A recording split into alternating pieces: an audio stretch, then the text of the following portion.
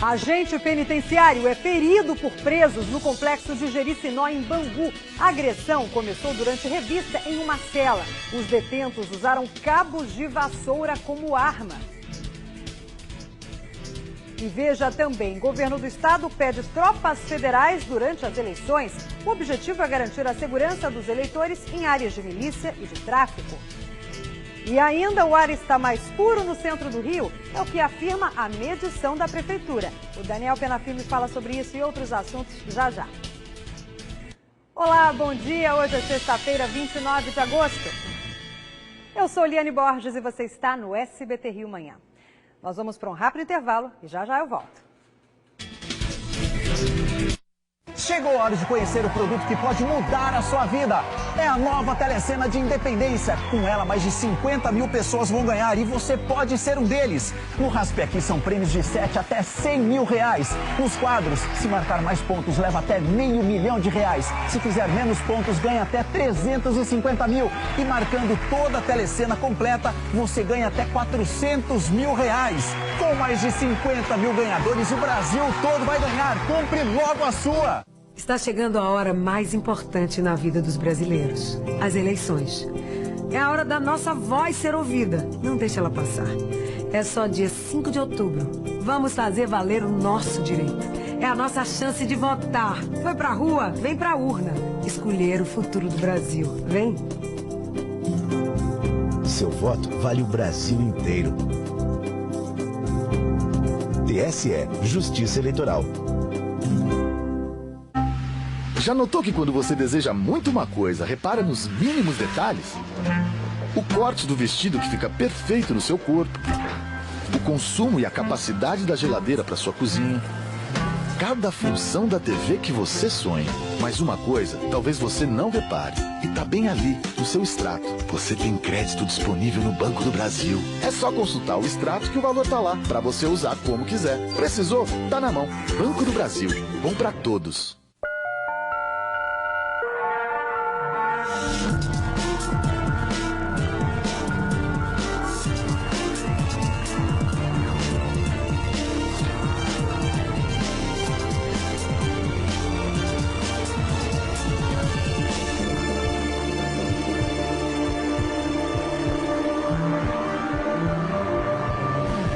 Someday by Justin Bieber. Fale com uma consultora ou consultor Jequiti.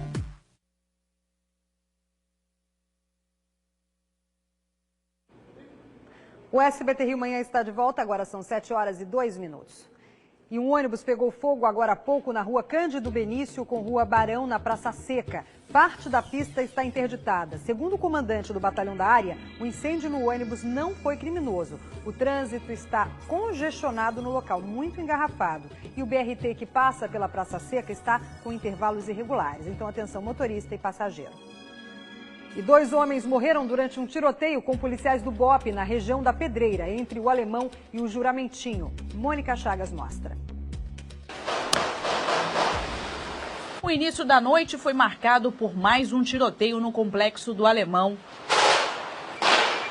Sem saber de onde partiam os tiros, moradores procuravam informação em um portal de uma rede social. De acordo com a Coordenadoria de Polícia Pacificadora, os PMs da UPP Nova Brasília tiveram que se abrigar porque, mais uma vez, foram alvo dos criminosos. Eles estavam próximos à base, que fica lá em cima, quando foram surpreendidos com os tiros. Já na Pedreira, na região entre o Alemão e o Juramentinho, traficantes trocaram tiros com policiais do BOPE que patrulhavam o local. 2 homens foram baleados. Eles foram socorridos, mas chegaram sem vida ao Hospital Getúlio Vargas, na Penha. Os 2 estavam sem identificação. Com eles, a polícia encontrou um revólver. O policiamento no complexo do Alemão foi reforçado. Não foi só lá no Alemão, não. Em outro bairro da Zona Norte também teve tiroteio nessa madrugada. 2 suspeitos morreram no Morro da Pedreira, em Costa Barros, durante a operação do Batalhão de Operações Especiais, o BOPE. Segundo a polícia, eles ainda foram socorridos, mas já teriam chegado sem vida ao Hospital Getúlio Vargas, na Penha. Eles teriam idades entre 23 e 25 anos. um revólver calibre 38 foi apreendido. Fora isso, em São Gonçalo, na região metropolitana, teve troca de tiros com suspeito morto, com menor apreendido, ou seja, vários bairros com tiroteio essa noite. A polícia continua à procura da mulher que sequestrou um bebê em Campo Grande. A criança foi encontrada na casa de um parente dela e já está com os pais, graças a Deus. Pode rodar. Quase 30 horas sem saber o paradeiro do filho, de apenas 18 dias. Foi emoção. Cadê meu filho? Voltou para os meus braços. Foi um pesadelo que já passou. Pesadelo que começou com uma promessa feita por esta mulher. Segundo as investigações, Leandra Leal, de 36 anos, se passava por atriz e ofereceu R$150 à mãe do bebê. Em troca, ele participaria de comerciais. Mas tudo não passava de uma mentira. Novas imagens mostram Leandra fugindo com o recém-nascido. Ela estava acompanhada da filha, de 16 anos. A minha filha foi manipulada e usada. Eu fui casado com essa mulher há 14 anos. E ela nunca demonstrou isso. Numa rede social, Leandra postava fotos de uma gravidez que a polícia ainda investiga se é verdadeira. De acordo com a polícia, o sequestro do bebê já vinha sendo planejado há pelo menos uma semana. Além de Leandra Leal e da filha, outras pessoas também podem estar envolvidas no crime. Este sargento da PM, casado com a prima da sequestradora, deve ser ouvido. Depois de muita conversa com os parentes, acabou que chega-se esse PM, familiar da autora, alegando que acabara de saber o que ocorreu e que iria trazer o bebê. Passado o susto, o que os pais mais querem agora é curtir o filho. O que eu peço a todas as jovens do mundo, cara, que não caia nessa das coisas fáceis, que se torna no que tornou com meu filho. Esse pai estava tão desesperado, agora dá para ver o alívio no rosto dele.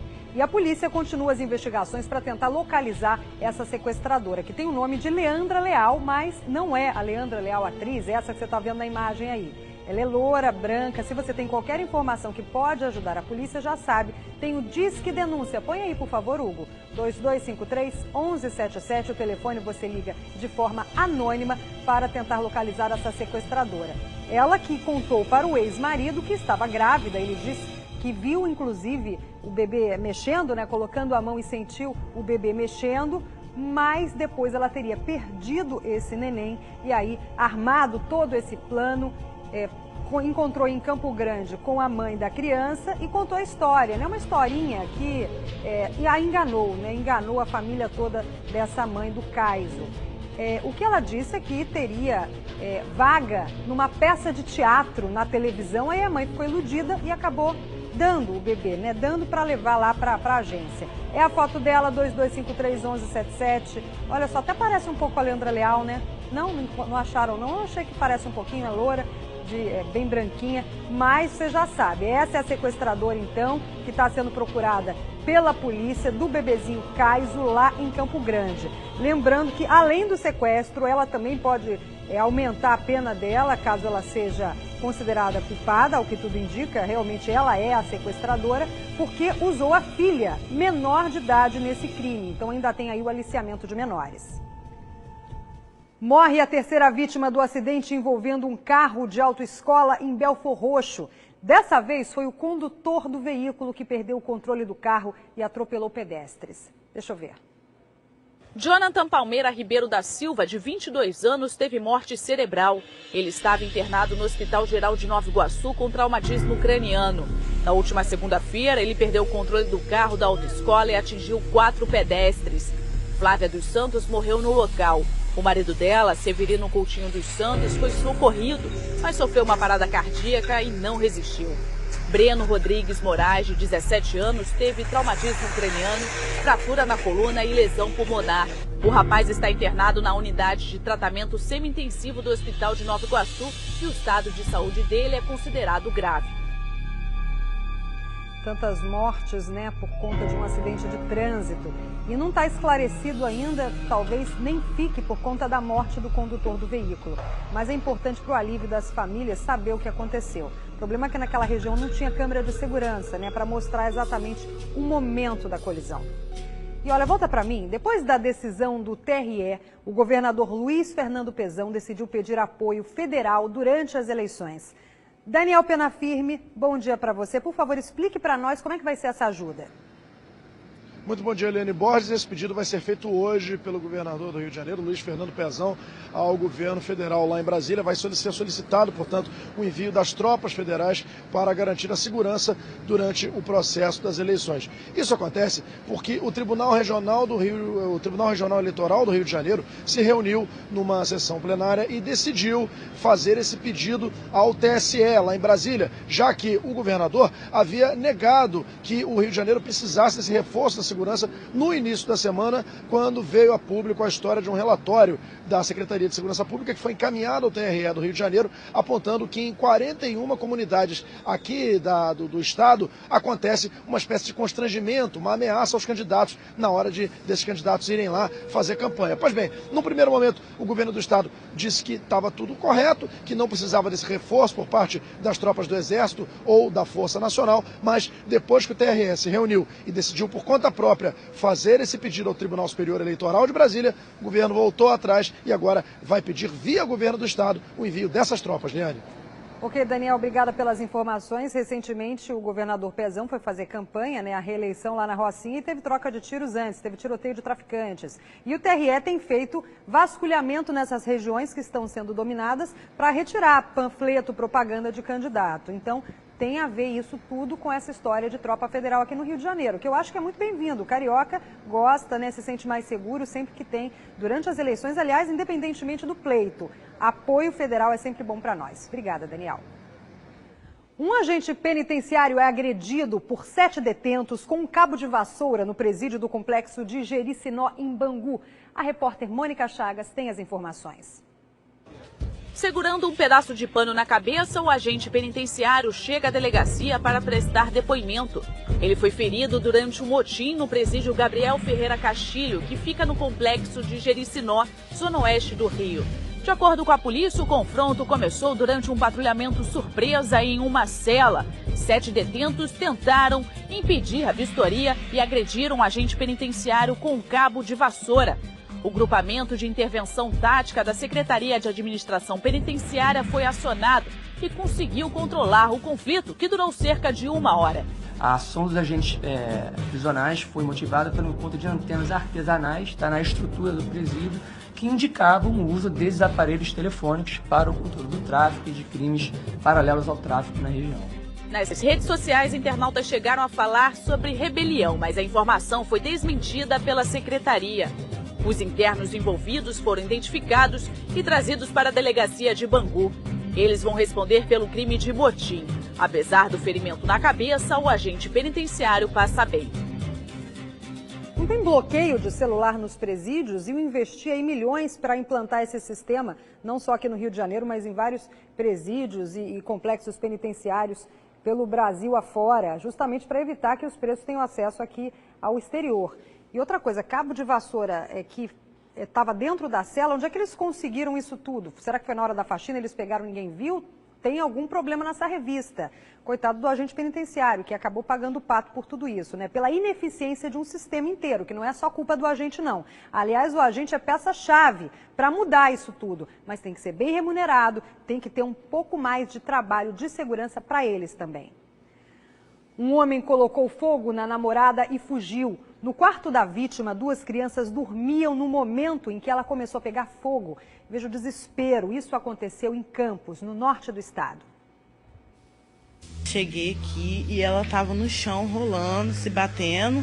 Aí o rapaz pegou a almofada molhada e apagou o fogo dela. E ela estava em chama, pegando fogo e toda queimada. Esta vizinha de Márcia Santos de Oliveira, de 49 anos, junto com um outro vizinho, foram as primeiras pessoas a socorrer a mulher no momento que o corpo dela pegava fogo. Foi eu e o rapaz, fomos chamar uma ambulância, ligamos para bombeiro e o cara em cima falando que tinha que queimar mais e ela gritando de dor. Eu peguei, tirei ele do quarto e botei o ventilador em cima dela e fui chamar a ambulância. Tudo aconteceu neste quarto. Eram 4 da manhã quando o namorado da vítima colocou fogo na mulher. 2 crianças dormiam no quarto, mas por sorte nenhuma delas ficou ferida. A vizinha contou ainda que o autor da tentativa de homicídio fugiu. Segundo ela, o homem estava bêbado e isso pode ter motivado o crime. Ele saiu andando pra rua e ninguém fez nada. Não, certamente o motivo não foi a bebida. O motivo é a maldade do ser humano, é o sentimento de posse que tem o homem em relação à mulher. Muitos deles, né? Infelizmente, a gente fala aqui sobre a questão do sexo masculino e feminino, pode até parecer um conceito muito feminista, mas o homem ele tem mais força física e por isso a maior parte dos casos de agressão é de homem contra a mulher. Apesar de acontecer o contrário também, tem mulher violenta. Agora, nesse caso aí, é incrível, né? Aí a bebida contribui também para um momento aí de maluquice dessas pessoas. Mas não é o que causa. Certamente a polícia não vai entender dessa forma. Agora, tem que achar esse indivíduo e eu não sei o estado de saúde dessa moça, que na frente dos filhos, como é que pode, né? Na frente dos filhos dela, atear fogo no corpo da mulher. Como é que vai ficar agora a cabeça dessas crianças, né? Isso eles não vão esquecer jamais, vão passar a vida toda pensando nesse episódio. É um trauma para o resto da vida. É incrível, quando eu falo desses assuntos aqui, até me torno ofegante, porque eu como mulher também fico indignada com essas situações. E foi preso em São João de Meriti o vigilante acusado de violentar sexualmente uma vendedora quando ela saía da estação do BRT em Curicica. A jovem estava esperando o marido, mas como ele demorou, ela resolveu voltar para casa sozinha e foi atacada. Melissa Munhoz. Eu fiquei implorando, pedindo socorro. Pelo amor de Deus, que eu tinha um filho pequeno. Ele botou a arma perto da minha cabeça e falou, você quer morrer? O relato é de uma jovem de 20 anos durante um abuso sexual. A vítima voltava do trabalho e seguia para casa às 11h30 da noite. Ela desceu do ônibus BRT aqui na estação de Curicica e caminhava sozinha quando foi abordada por um homem bem vestido, mas que se aproximou e pediu os pertences antes de atacar a mulher. Olhei para trás, percebi que tinha alguém perto. Quando eu olhei, já um homem me abordou, falou, perdeu. Foram quase 20 minutos de terror numa rua escura em Curicica, Jacarepaguá. Pediu para eu ir atrás de um caminhãozinho que tinha na rua. Aí eu ainda relutei, fiquei falando que não ia. Aí ele me pegou no braço e falou, não vem e tal. E aí ele mostrou a arma, né, e eu fui. A moça foi obrigada a fazer sexo oral no estranho atrás de um caminhão. Ele falou que estava liberado. Aí eu saí andando rápido. E nem olhei pra trás mais, porque eu jurava que, como eu vi o rosto dele o tempo inteiro, queria me dar um tiro, né? O assaltante estuprador trabalhava como vigilante. Alex Mendes Barbosa Santos, de 22 anos, foi preso em casa em São João de Meriti. O acusado vai responder por estupro e roubo. Era cerca de meia-noite já, bem tarde, e ela estava sozinha esperando o marido para acompanhá-la até em casa. Como o marido demorou, ela resolveu ir sozinha. Nisso ele percebeu que ela estava sozinha, em defesa, foi, anunciou um assalto, tirando a arma de fogo de dentro da mochila preta dele que ele usava e levou ela para trás de um caminhão que ali existia. A delegada e a jovem atacada por esse monstro pedem para que outras mulheres vítimas dele compareçam à delegacia. Confirmado, nós temos esse caso e o objetivo até de divulgar a imagem dele é de que outros casos venham a aparecer na delegacia para serem registrados. Porque, na verdade, esse tipo de crime ele é subnotificado, porque as pessoas têm vergonha de comparecer à delegacia e comunicar que foram estupradas. Eu não tenho vergonha porque o pessoal sabe lidar com isso. Infelizmente, eles lidam com isso diariamente. É estuprador, infelizmente, quando você tem um caso, depois que colocam a foto para que todos vejam, sempre aparecem mais mulheres lá na delegacia. Espero que realmente, se houver novas vítimas, elas denunciem, tenham coragem para que ele fique mais tempo na cadeia. Funcionários de um hospital particular são investigados por golpes contra pacientes. Um idoso internado com suspeita de câncer teve que pagar R$10 mil para uma suposta compra de medicamentos. Veja na reportagem da Weila Gonçalves.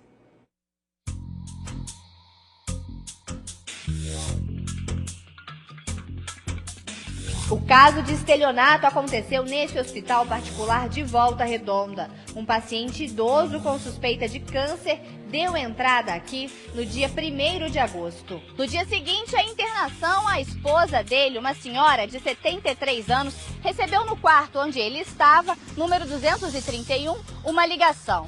Do outro lado da linha, um homem se passou pelo médico do marido dela, deu informações sobre a saúde do homem e disse que ele precisava com urgência de um medicamento que não havia no hospital. Ele, com informações privilegiadas, conseguiu então induzir a vítima em erro. O filho da vítima também chegou a falar com um suposto médico e depositou quase R$10 mil numa conta da Caixa Econômica Federal, que ele acreditava ser da proprietária de um laboratório na cidade de Três Lagoas, no Mato Grosso do Sul. Já identificamos cerca de 34 funcionários do hospital que atuavam naquele plantão, que vão ser ouvidos na delegacia para prestar esclarecimentos.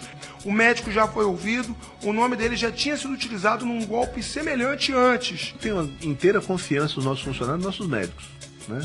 Não acredito nisso. Nós somos o primeiro hospital do Brasil a ter um prontuário eletrônico, onde existe uma assinatura eletrônica, tá certo? E o acesso ao prontuário, e você tem que ter uma senha. Então você mexeu no prontuário. Então o prontuário tem o seu resguardo e ele é reconhecido como legal.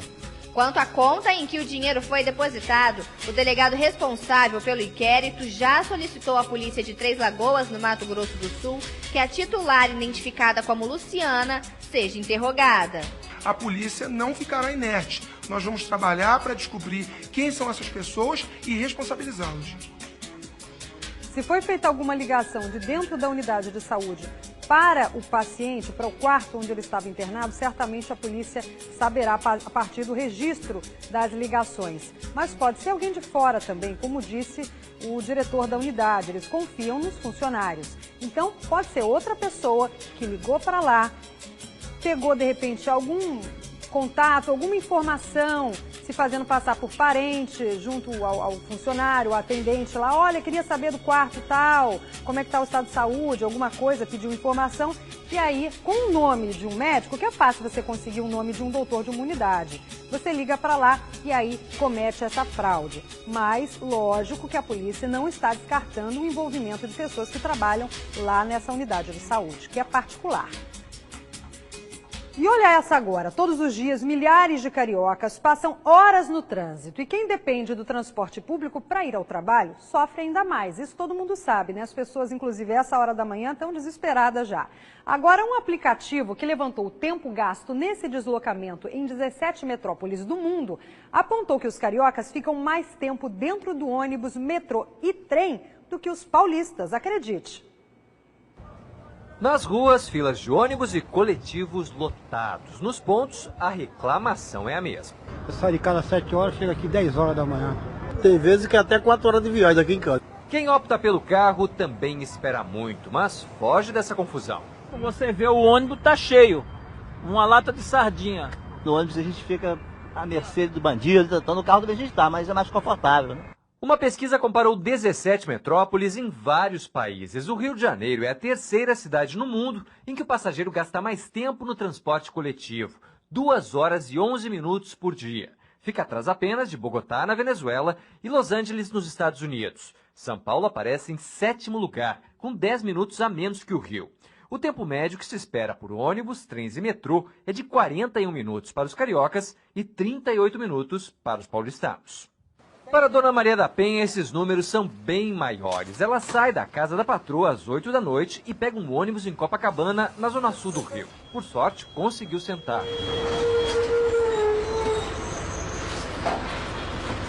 Meia hora depois, ela desembarca perto da Central do Brasil, no centro da cidade. Essa foi só a primeira parte do trajeto. Agora a Dona Maria da Penha vai pegar um outro ônibus até a Baixada Fluminense. O problema é que aqui o tempo de espera costuma ser longo. Muitas vezes passa de 1 hora. E ela desabafa. Com o passar dos anos, a viagem fica cada vez mais longa. Está piorando cada vez mais.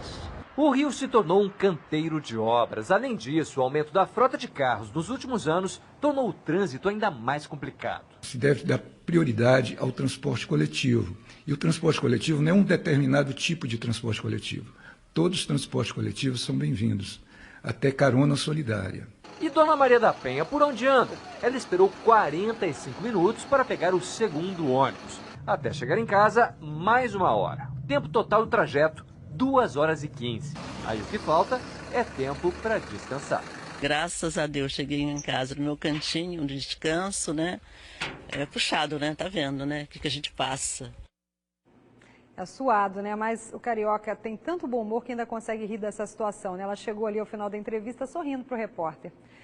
E a quantidade de carros e tempo no trânsito influiu também na qualidade do ar. Mas parece que quem circula pelo centro do Rio está respirando melhor por causa da redução do número de veículos. Vamos ao vivo com o Daniel Penafirme de novo, que está sentindo lá o ar mais puro na Cinelândia. Daniel, você já conseguiu sentir essa diferença? Pois é, Helene Borges, na verdade, hoje, como está meio friozinho e tal, a gente não consegue sentir essa qualidade do ar, assim, né? O ar está meio pesado em função do excesso de umidade aí que está causando esse frio danado. Olha só como eu sou um bom meteorologista. Mas a situação é exatamente essa. O Rio de Janeiro, o centro do Rio de Janeiro, foi o bairro que teve a melhor qualidade do ar na pesquisa anual feita pela Secretaria Municipal de Saúde, pelo programa Monitorar. Foi o bairro que apresentou os melhores índices de qualidade do ar entre os 8 pesquisados na cidade. Os dados da Secretaria Municipal de Meio Ambiente apontam ainda, Eliane, que de 2011 a 2013, os níveis de partículas inaláveis, que é, a bem dizer, a poluição na estação de tratamento de ar do centro da cidade, caíram 16,62% de acordo em relação à média anual. Foi exatamente isso que aconteceu. As mudanças no trânsito, a implementação dos corredores BRS e a diminuição no número de vagas que tiraram, isso aí tirou o maior número de carros de passeio aqui do centro da cidade. Todos esses fatores foram responsáveis por essa melhoria na qualidade do ar, né? Já a chegada pelo transporte público aqui no centro do Rio de Janeiro é que ainda apresenta algumas deficiências. O motorista teve que deixar o carro em casa, o ar melhorou, mas e aí? Como é que faz para chegar? Aí realmente a situação complica um pouco, né, Eliane? É verdade, se por um lado o ar está mais puro, para estacionar ou para chegar até aí está mais complicado.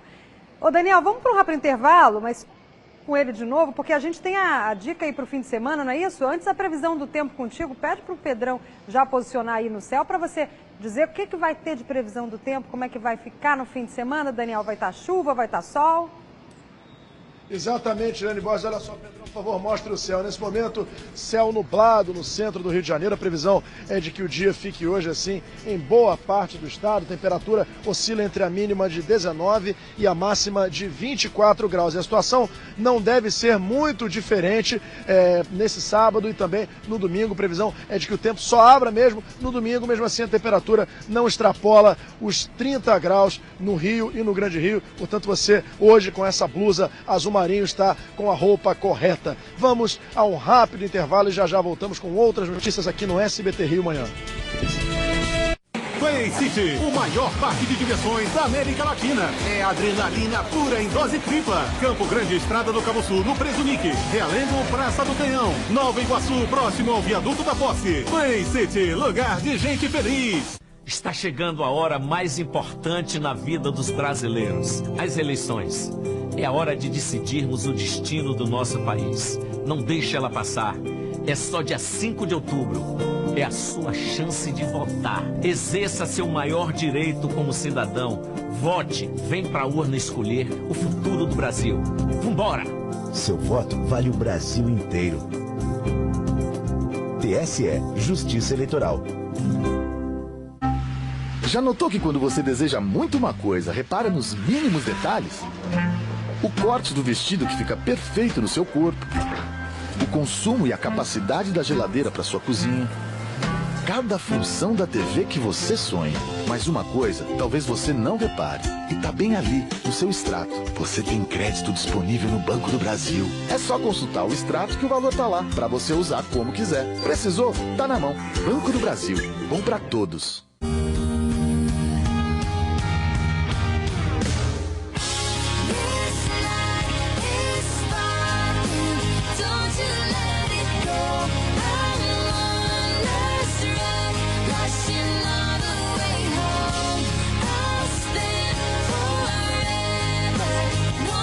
Wonderstruck Enchanted, uma fragrância da Taylor Swift. Seja você também uma consultora ou consultor Jequiti.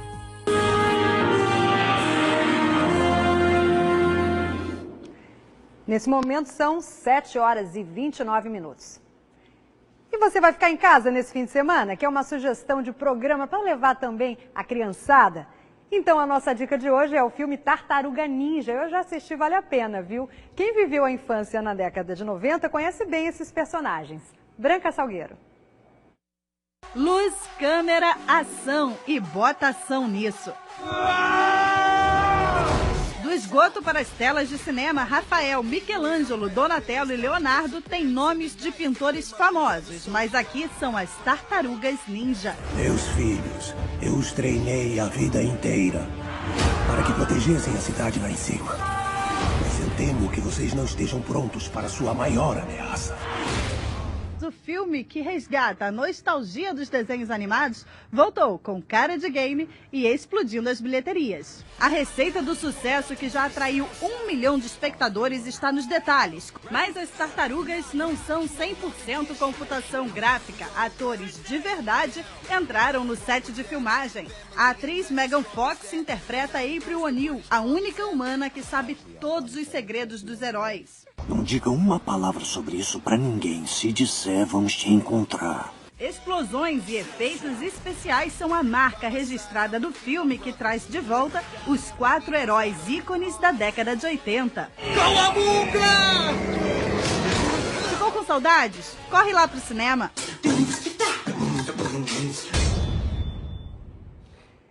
E não esquece a pipoca, hein? Um ótimo fim de semana. Tchau, tchau.